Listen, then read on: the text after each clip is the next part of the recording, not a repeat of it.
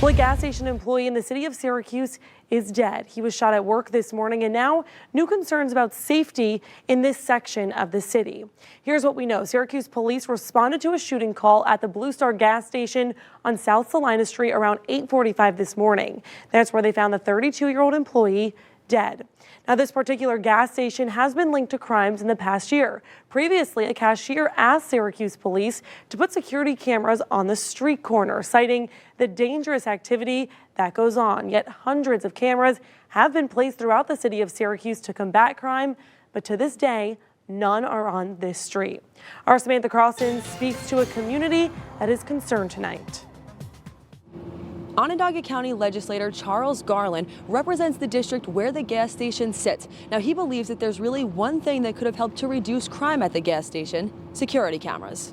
My dream situation would be to go back months, have cameras installed, and not have a young man dead right now. But of course, that's a fantasy. A Blue Star gas station employee shot and killed at work, a place that 16th District Legislator Charles Garland says has struggled with crime for years. The most recent incident, a drive-by shooting last May. Even then, one of the gas station's cashiers said he felt crime could be reduced if cameras were installed. We got a lot of shot here, always. We call somebody, you can't talk the police, we want with camera in the street.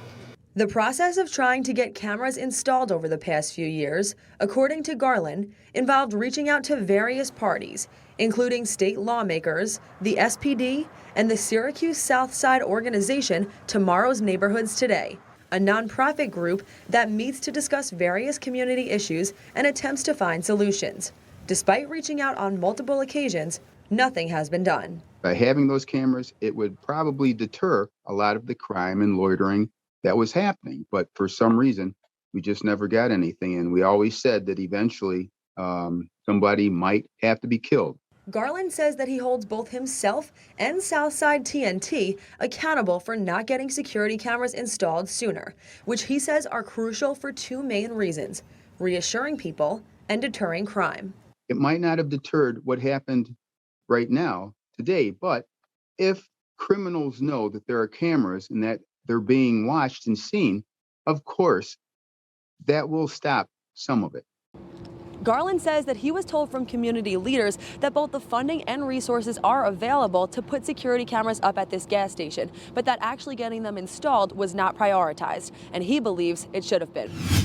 Here in Syracuse, shelters and charities are also doing what they can to help keep people warm. Our Laura Lagarde reports.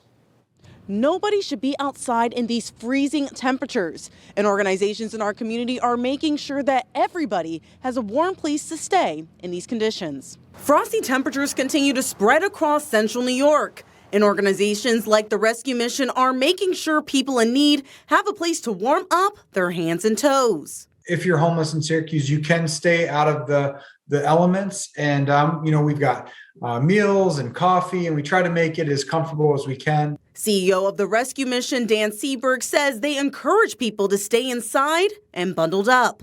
We try to assess their needs for the inclement weather. So we're constantly giving out winter hats, constantly giving out gloves, checking to see if somebody actually has a warm enough coat on. He says Onondaga County, the city of Syracuse, and the Syracuse Police Department have been a huge part in their goal to make sure everyone is safe. When the temperatures drop, we really need to convince anyone that is service resistant from going into a shelter or into a building that it's too dangerous to try and weather this storm, so to speak. In My Father's Kitchen, an organization offering assistance to the homeless, is also doing their part to help anyone they see outside in these conditions. We have a wonderful community of supporters that come up and rally up, and whether they're physically giving us donations or giving us the money to go buy the donations, the items that we need to bring out to our friends outside. Executive Director John Tomino says he's grateful to the community and appreciates anything they can offer so nobody is left outside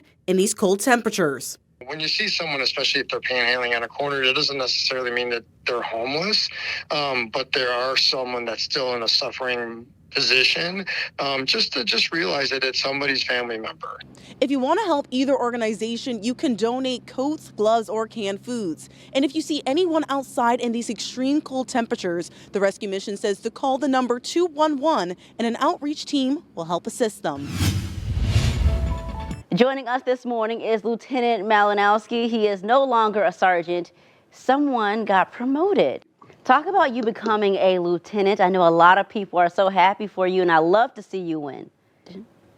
Yes, I did. Thank you. I want to thank the police department for the promotion. It's a great opportunity, and I'm still fortunate enough to continue to serve in this public information role, getting that valuable information to the community. So it means a lot. So thank you.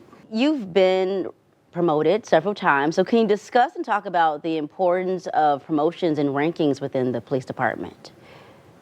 Yeah, I can easily explain that. I don't think people necessarily know how that works, but obviously you graduate the academy, you start as an officer.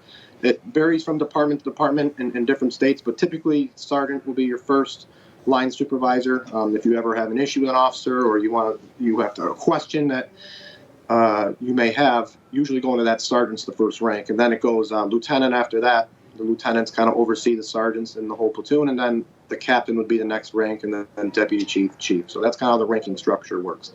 And now it's time for our tip of the week. And we received a lot of questions from viewers about wellness checks, especially because it is so cold outside.